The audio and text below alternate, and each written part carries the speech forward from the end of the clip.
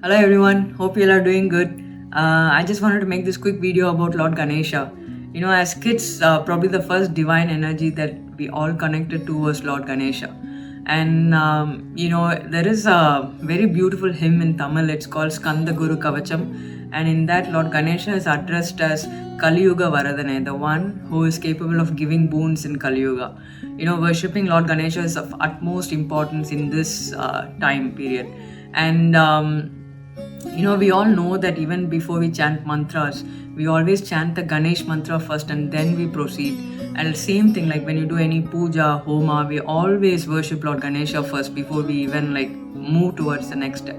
And when we begin something, we always worship Lord Ganesha. And we think that, when you worship Lord Ganesha, he's going to remove all the obstacles and help you. But did you know he can also create obstacles?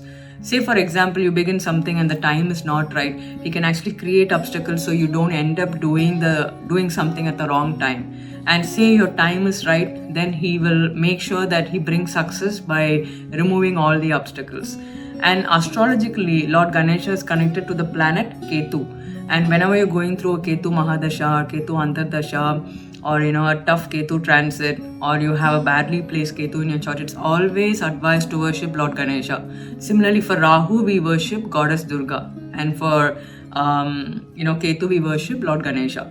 And astrologically, the sixth house is a very, very important house. We are created because of our sixth house. It shows the sins that we've committed. There is a concept called Shadripus in the sixth house.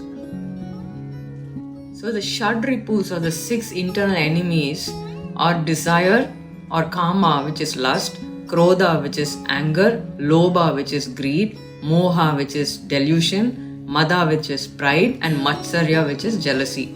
And each of these is associated with a planet.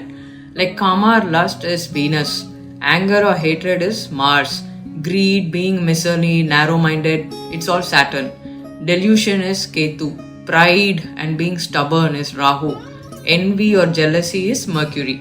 So in Mudgala Purana, it is said that we can worship Lord Ganesha in certain forms to overcome these enemies and become pure. For example, you want to overcome, Rahu, which can bring pride. You worship Lord Ganesha in the form of Dhumravarna. And Dhumravarna is associated with the sign Scorpio, where Rahu gets debilitated. So, Om Dhumravarnaya Nama could be a good mantra to handle Rahu. And similarly, for jealousy, which is brought by Mercury, you can say Om Vakratundaya Nama. For Ketu, which is responsible for infatuation and delusion, you worship Lord Ganesha as Mahodara. So, you can just chant Om Mahodaraya Nama. Like for example, to handle Saturn, which can bring greed into our life, you worship Lord Ganesha as Gajanana. And Gajanana is a form connected to the sign Pisces. Saturn gets exalted in Libra, ruled by Venus, right? And where does Venus get purified? Venus gets purified or exalted in the sign Pisces. So for greed, you can always chant Om Gajananaya Nama.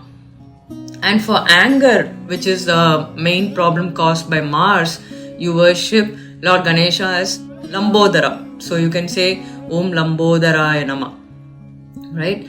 And then for Venus, which brings lust and too much of desires, you worship Lord Ganesha as Vikata.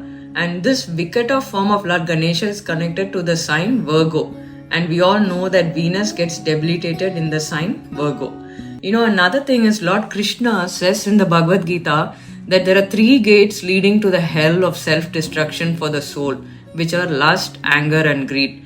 Therefore, all should abandon these 3.